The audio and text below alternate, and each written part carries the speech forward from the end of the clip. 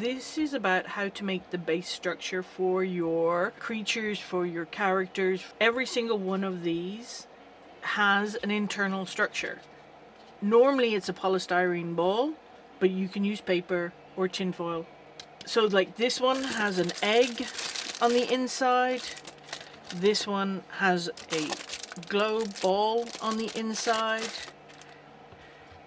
Mr. Darth Maul here has a big egg and a ball joined together. This is a skewer on the inside to give it support.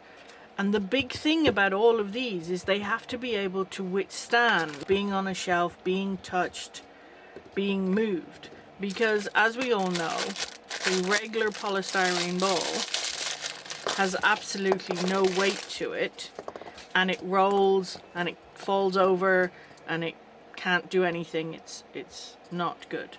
So the first thing we have to do is we have to make it so that the actual creature doesn't just tip over every time you touch it, you know, or if you have cats, because cats like to try and push things off. An internal base structure that supports the creature that you're trying to make and uses the least amount of foam. Because the clay foam dries at 24 hours for 5 millimeters, a quarter inch, we want to have the least amount of foam trying to dry. If you made this whole thing in foam, it would never dry. You could leave it a whole year, cut it open, the inside will be completely fresh and not dried because it needs contact with the air.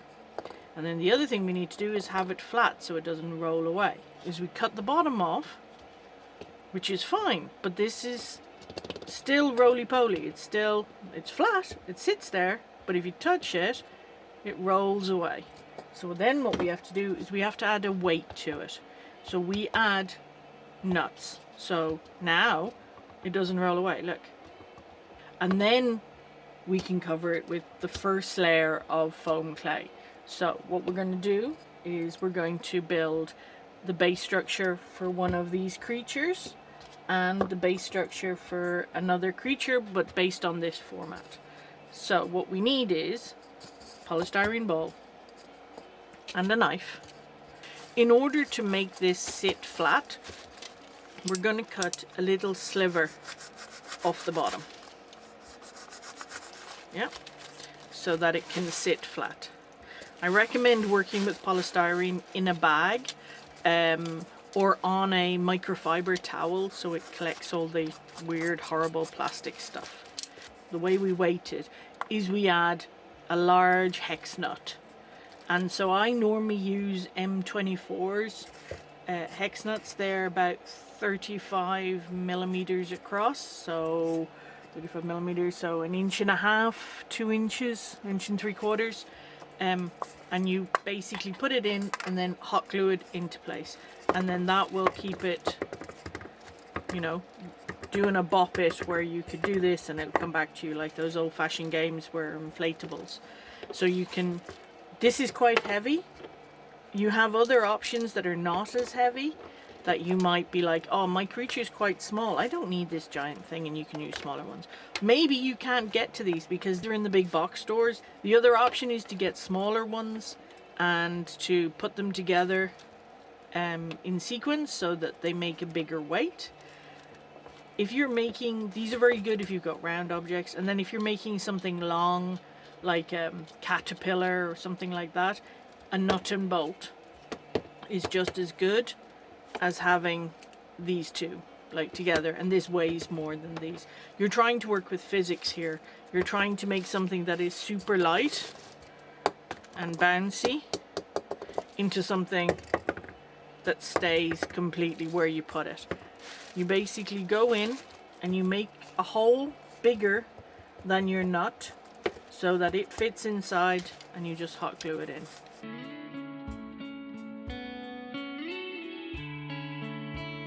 You want to put it in and you want to make sure that it's slightly below or at least level with the bottom, like that. You want to do like that, and then you want to hot glue it in. This is my hot glue gun. Everyone has a favorite hot glue gun. It's not a pretty hot glue gun, it'll get covered in gunk. It works every time. I use a 20 watt one. I actually have two. So let's put another hot glue, a little bit there. Now, here's the problem when you have the big ones. Because the nut weighs more than the actual polystyrene ball, if you put it this way up so that the silicone can dry, it constantly wants to go down like this. So what you do is you get a mug, put it in the mug to dry.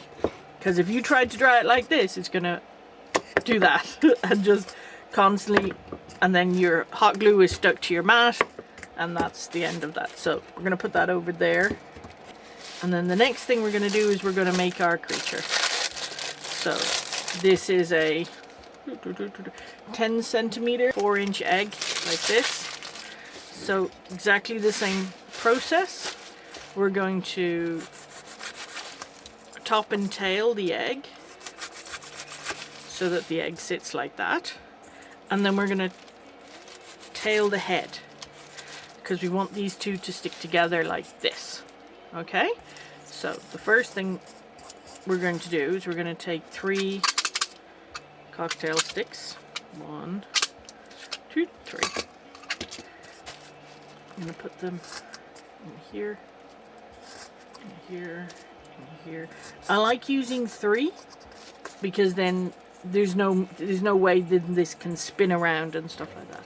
So yeah, I am aware that hot glue will melt polystyrene fairly quickly, so you have to be kind of fast on this. So you have your 3 prongs, you do that, you squish it together so that the prongs are there to give it some internal support, and then you can just go around the edge with some more hot glue to secure that. So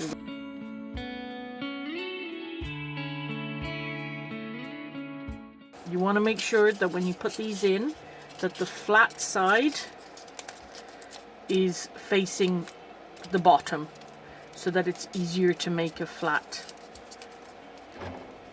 base. And then you just hot glue them all in.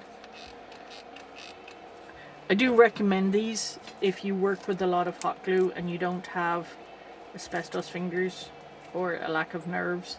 This is a good way of being able to manipulate that down. So now this is dry, so we can put that down, then we can put this in the cup so it dries. We have this and this now, and what we want to do is we want to cover them with a base layer of foam. And the reason we want to cover them with a base layer of foam is because foam clay does not stick to anything non-porous. So it will stick to fabric, it will stick to itself, it will stick to wood, it will stick to paper. But it won't stick to plastic, it won't stick to polystyrene, it won't stick to metal, it won't stick to glass. What we have to do is put a base layer of foam on your objects. Now this is twofold. 1, so it gives us something to adhere to, and 2, is to stop the shrinkage of the top layer. Clay foam is made with the same basic structure as craft foam. Goma Eva, HD foam, cosplay foam, however you want to call it, but it has water added to make it into a clay, and as that water evaporates it goes hard and becomes a solid object, and that's what we want it to do. We want it to go and become a solid object, but we wanted to do it slowly so it stays flexible, because if you don't do it slowly it will break, it will become really brittle and it will break. This is a year old and there's no wire in this. It's pretty good. So you want a base layer so that you can then put a second layer onto. So the 2 things you need now are you need your clay foam and you need a pokey stick. So the pokey stick is to make holes in it, because what we want to do is we want to make air holes in it so that the air can pass through the clay foam and to the polystyrene ball so that the air can dissipate and dry the clay foam from both sides. Okay, so what we want to do is you want to open your clay. Now, your clay should do that. That's what your clay should do. That is a good consistency of clay. So what we want to do is we want to, these clips, really good for doing that, because the self-closing things are terrible. Air dry clay, this sort of clay, will be dry to the touch after about 15 minutes, but you can still dent it and manipulate it and stuff like that because it's not dry all the way through. So the general rule is 5 millimeters, a 1/4 inch, takes 24 hours to dry completely. So we will start with this one. So you want to take a ball, your ping pong ball, size ball, and then flatten it into a pancake, that sort of thing. And you just want to cover the whole ball. This layer, this base layer, you want to be 2-3 millimeters. Doesn't have to be super thick, but you do not want it super thin. If you do it super thin, it will crack. You can see here where it's cracked and spread apart because it was too thin. Okay, can you see the texture of the polystyrene bowl there? You don't want this. You want it to be a couple of millimeters thick. So if you're looking at the edge, you want it to be like that. And you just squish it around. Normally for a 9 centimeter, 3.5 inch ball, I think 1.5 ping pong balls is fine. 2 ping pong balls is fine. So you want to cover up your silicone. This doesn't have to be perfect. It doesn't have to be super smooth. It just, try and have it so it's kind of smooth and not totally lumpy. So we have covered our ball. It's in a good layer of clay. So now what we have to do is you have to make all the air holes. So you just go and you want to poke all the way through into the polystyrene ball. Not like this. You don't need to do that. That's not necessary. You just need to do it so you know you're hitting the polystyrene ball, because you want all the water that's in the clay to evaporate away and not get trapped in between the polystyrene ball or your tin foil or whatever you're putting it on. You don't want the water trapped in there because it will make a bubble. You can see there, you can see all the holes in it. And then we're going to put it in there so it dries. And this is exactly the same principle. Now, obviously, this basing is for creatures and characters and objects that are going to go on a flat surface, like on a shelf, that sort of thing. You don't put these weights in if you're making horns or making something that's going to go on a wig or something like that. But the basing is exactly the same. You're not going to see these holes in the final object because you're going to cover this with a second layer of foam. What you should think about is what color your final layer of foam is.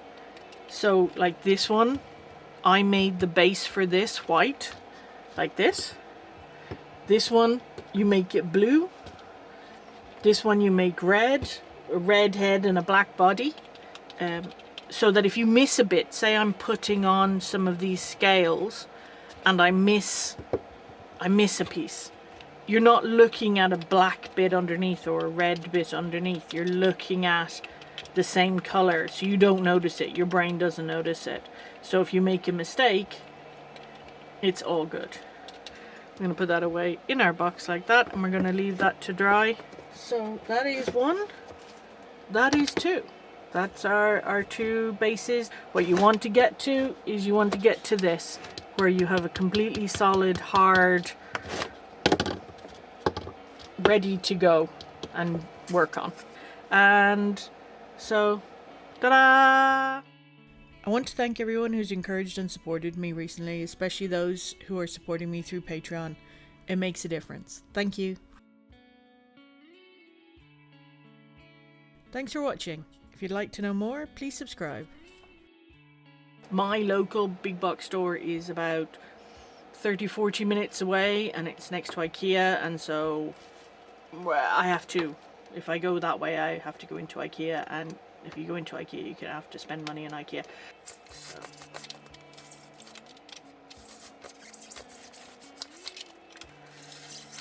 Be careful with your knife. I don't want any injuries. Yes, I know. Polystyrene is awful. It's the worst sound in the world. And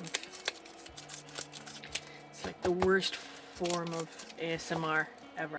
Thanks for watching to the end of the video. This video, for some reason, took 3 attempts and a whole bunch of editing to get right. For some reason, it was just a hard one. And subtitles are still defeating me, but we're working on it. The next video is about work in progress storage, so talk to you then. Enjoy!